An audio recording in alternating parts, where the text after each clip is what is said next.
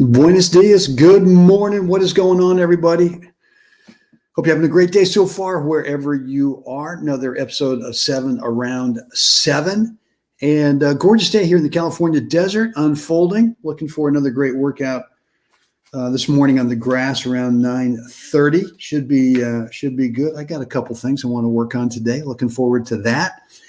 And before we get into today's topic, we're going to look at a 3-shot play in singles when you're serving, and it works darn near almost every time.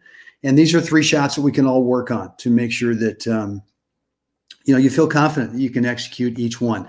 We will get into that in just a second. Before we do, a couple of announcements. Number one, as the message says there, I've got 3 complimentary courses I want to get to you. Complimentary as in no charge. It is free on me. I got you covered. Just go over over to webtennis.com and drop in a first name and email address, and you will get access to creating your own free membership over at webtennis.com, where you can get access to those 3 courses. Guys, look, if you're really into learning more about the game of tennis in terms of kind of the 4 pillars, right? There's actually 5, but the 4 that we work on the most are technique. And my belief has always been that we should be working on less technique, right? What can we do to pare away, to take the unneeded, so that we can become much more of a consistent shot maker? Number 2, tactics and strategies, right? What are the smart geometric things? We're going to work on one of those today, but what are the things in singles and doubles that are high percentage and that yield the most points, the most games, most sets, the most matches won, right? Third thing is mental. Man, we got to be able to really control what we do between points, that 80% of the match, right? And the fourth thing is physical, tennis-specific fitness, right? And then the fifth thing, of course, is experiences, getting out there as often as you can. If you are into one or more of those things, then hit the subscribe button if you're over at YouTube, so that you get notified anytime I upload new content, or like this, go live in the mornings around 7 a.m. Pacific. And guys, look, if you're into this kind of stuff with singles, we're working on certain shot patterns. Let me know by hitting the like button, whether you're over at Facebook or YouTube, so I know to pump out more videos like the one that we're going to get into today. And guys, and finally, look, if you are into pillar number 4, fitness, and you believe that fitness is really an integral part of becoming a better tennis player. And as I've always thought, the first thing to do, if someone says, well, look, I want to improve this or that, well, the first thing I ask them is, well, let's talk about fitness first. And if you are, hey, Mike, good morning. If you're carrying around a few 2 extra pounds or more, then no matter what kind of technique or tactics you want to work on, it really doesn't matter until you get fitness right. And so look, if you want to know more about what I do, what I take in terms of my diet, what I need to do to supplement my diet, which is going to be for non-buzzy, non-caffeinated energy, what I use for recovery, what I use for anti-inflammatory stuff, and for a deeper sleep, let me know. You can just shoot me an email, brent@webtennis.com. More than happy to send you what it is I do to supplement my diet, which, by the way, is good, right? Maya and I are about 95% plant-based, but I still feel like I need to add a little bit of supplementation, and more than happy to share that with you, brent@webtennis.com. So, guys, let's get into today's topic, which is going to be a 3-shot play, and I'm going to share my screen with you and make sure I got the right tab. Here we go. And so, look, if you've not heard of Craig O'Shaughnessy, I want you to go over to braingametennis.com and check out what he has got over there. He's been on, I don't know if he's still on Novak's team. I know that he was the strategy guy for Novak based on data, based on numbers for quite a while. I'm kind of assuming he's still doing that, but I'm not 100% sure. But you got to go check this guy out. And today what we're going to work on is a recent article that he published, as you can see, on his website at braingametennis.com. And it's a 3-shot play. And look, initially what we do, and this is for, the situation is when singles, you're serving to the deuce court, right? You're serving to the deuce court, you're a right-handed player, and you're serving to a right-handed returner. And too often what we think about is, well, I got to serve to the weaker side, which is, for a long time, until you get to a certain point, it might be the backhand, right? So a lot of servers are thinking, well, I just want to get it over to the weak side. And the problem with that, righty serving to righty returner, is you end up pulling that returner back into the middle automatically. And so the return doesn't have to be great because they've already got good court position for your next shot. So look, here's the first shot in this play. And this was taken when Novak played Zverev recently at the Australian Open.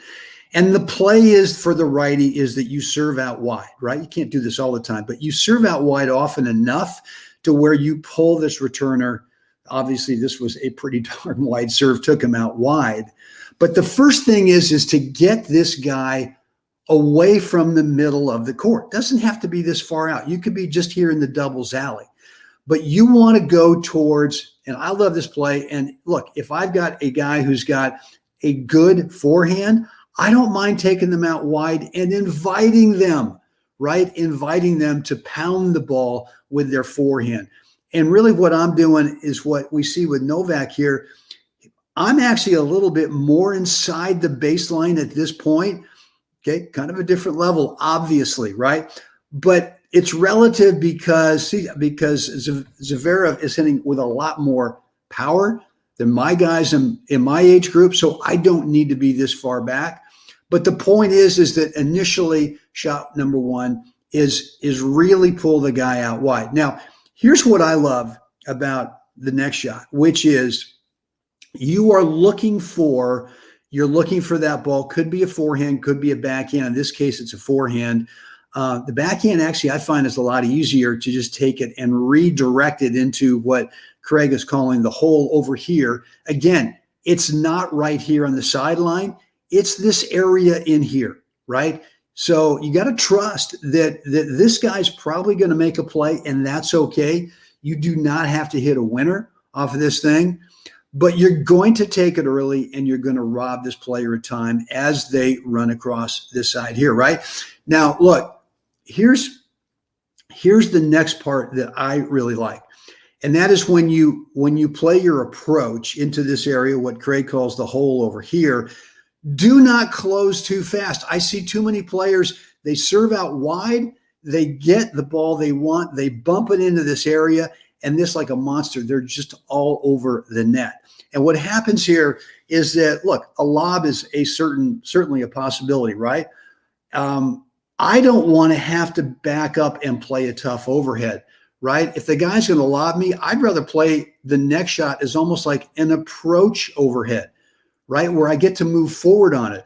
If you get too tight in here, right, and the guy goes up the line or the guy rolls across court, you're probably not going to have enough time to be able to react to it. If you close slower, then you can go ahead and do what's next is whatever they play back. You can now really close hard. As Craig says, close hard for this next shot, which is going to be your third shot, right? The volley. And depending on where this player is, you can play to the open court. If this shot is a little bit slower to you, right, you can play it behind them, right? But look, this is a 3-shot play that is going to work most of the time if, and I'm going to qualify it with if by saying, whoopsie, hold on for 1 sec. Let's go back here. If you practice this stuff, right? Can we not work this slice, this righty slice serve out wind the deuce court? Of course we can. We can work on it. I can't tell you exactly how you're going to do it. You're going to have a slightly different grip than I do. You might have a slightly different toss placement, a slightly different alignment and contact. I'll tell you what I do. I try to disguise where I'm going out wide by keeping the same toss placement as much as possible. But I will, as I'm already standing up there, kind of bouncing the ball once or twice, I'm thinking I'm going out wide, and I'm just making a minor adjustment with my grip. I'm getting closer towards an Eastern backhand, which gets a little bit more of, a little bit more of a brush on the ball. And I'm going around the right side, the right corner of the ball. I'm trying to make contact out there with the toss out in front and still trying to hit up a little bit. So for me, that's what works, right? And I'll get out there once or twice a week, hit maybe 25 or 30 over there just to get the feel of making sure that I kind of maintain the confidence with that. You can get out there and do the same and really work on that target, right? And try to do it without telegraphing the toss. Some players put the toss a little bit too far to the right. The Big O's been telling me recently, well, I can tell when you're going out there because you toss a little bit to the right. Okay, well, that's good feedback, right? Good feedback for me to know that I need to bring my toss a little bit more in, but still try to carve out there. So that's thing one. Right. The next thing is make sure it's not a serve out wide and jump back. The whole point of serving out wide is so that you can take time away off of their return because you've got them pulled off the court. And look, if you can get them outside the doubles alley, man, you're just begging them, please give me pace. I want to have the ball as you are now making your first step to get back to the middle of the court. So for me, it's a serve. Maybe it's not a serve and volley, but it's a serve and stay forward, right? A serve, a toss in front, get that thing, get the carve going, and land a good foot or two inside the baseline, looking for that big forehand to come back. Whether it's a forehand or backhand to me, it doesn't matter. All I know is that I'm going to take the ball early, and if it means that, it could be even a transitional volley. It could be that the guy hits a tough, deep return rather than backing up, which destroys the whole second shot of the play. I'm going to step forward. I'm going to step forward and take time away from that opponent, from that returner, by playing a transitional volley. And again, that might be, maybe it's 3 feet, 4 feet inside the baseline. Who cares? It doesn't matter if it's a ground stroke, if it's a half volley, approach, or a volley. They're all the same thing, right? And then I'm going to just play to that open court over the ad side, move on in. But as we saw with O'Shaughnessy's picture there, don't close too hard for that next shot. Because whether you're going, the guy lobs, I'd rather play an overhead where I get to move forward, kind of measure it, move forward as I hit it, rather than backing up. If it's a volley, I want to close on it, right? I want to close on it and be able to move forward for that next shot. So guys, I hope this has helped. I want you to, and look, all these shots we can practice. There's no excuse, right? Just because you intellectually understand shot one, the serve out wide, intellectually understand shot two, which is going to be, the bump, the transitional approach or volley or half volley, whatever. And then whether it's an overhead or volley to the open court or behind the guy, all of those things we can practice. They don't require great stroke technique. None of them do. So no excuse. You got to get out there and work on this. And I guarantee you, first of all, this is not going to work each and every time. Obviously, there is no fail-safe. There's no guarantee that a shot pattern works every time. Just because you pull the guy out wide doesn't mean he can't ding it up the line or some crazy thing cross court. He can. And I'm going to go, and if he does it once, that doesn't mean that I'm going to say, well, I can't do that again because, gosh, he could do this every time. No one can do it every time.